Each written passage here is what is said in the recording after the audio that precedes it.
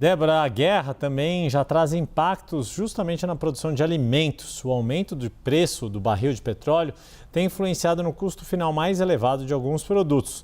Para quem já está ali arrepiado, quer saber como ajustar a lista de compras, quem vai contar para a gente, Isadora Camargo, âncora do CNN Agronews, já está conosco. Vai dar todas as dicas. Muito bem-vinda. Boa tarde, Isadora. O impacto da situação no Oriente Médio deve aparecer com mais força nos próximos meses. Agora, o problema na safra de alguns alimentos também contribuiu para influenciar a inflação. Então, aquela informação que está todo mundo querendo saber, todo mundo querendo saber o que ficou mais caro, para onde correr, né?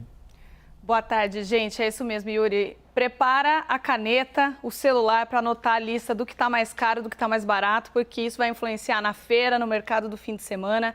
IPCA trouxe aí algumas dicas para o consumidor e até uma orientação mais complicada, se dizer aqui, que os alimentos vão ficar mais caros. Era uma previsão já dos analistas para 2026, não só por causa da guerra, porque era uma análise já de um movimento fiscal, de um movimento climático. Mas vamos falar um pouquinho aqui dessa influência mais recente, que é a influência do aumento dos combustíveis e consequente aumento dos fretes. Isso respingou em algumas entregas de alimentos no território brasileiro, em algumas praças e ceasas brasileiros. Isso fez com que alguns legumes aumentassem de preço. Então, a gente vê cenoura mais cara, batata inglesa mais cara, temos também leite longa-vida mais caro. Porém, eu preciso reforçar que esse respingo da guerra, ele foi menor versus a disponibilidade de oferta.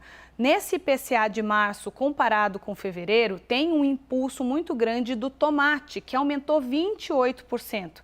Esse aumento não é por causa da guerra, ele é porque teve uma quebra de safra do tomate recente, houve problemas, inclusive, por causa de clima mais quente, afetou o tomate fruto, isso falta tomate no mercado, aumenta o preço. Então, o consumidor já está vendo um tomate mais caro desde o início do ano. Isso vem piorando de fevereiro e agora março se consolidou como uma das principais altas desse IPCA. Então, estou falando de safra, estou falando de clima.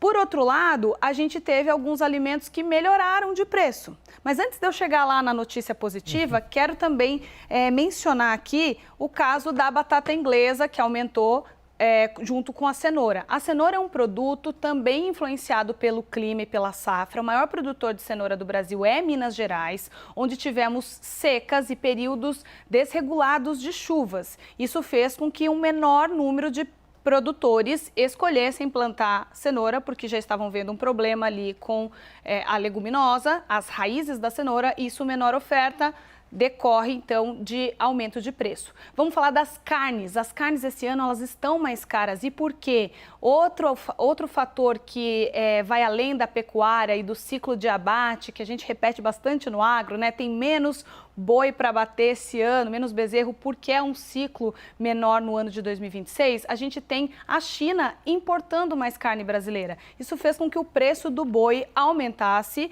para o produtor, o custo do produtor também aumentou, o custo da indústria de carnes aumentou e isso repassa para o consumidor final. Por isso, as carnes aparecem no IPCA mais altas em março. Vamos falar agora da notícia boa. O que diminuiu de preço aí? A gente tem mandioca, inhame, que tiveram preços menores. A gente tem o abacate, que reduziu 13%. Aí uma redução um pouquinho menor do café moído e torrado, aquele da cesta básica, que veio com um preço muito alto em 2025 e agora vem ensaiando quedas sequentes. Janeiro, fevereiro e março, café caindo, mas um pouquinho menos. 1%, um pouco mais de 1% café torrado, porque temos uma safra maior de café, uma projeção que 2026 vai ser melhor para a cafeicultura no Brasil e esses preços vão se ajustar e o brasileiro vai ter um café mais voltado ao normal do ano de 2024, mas não 1 quilo como era lá no passado, antes da guerra.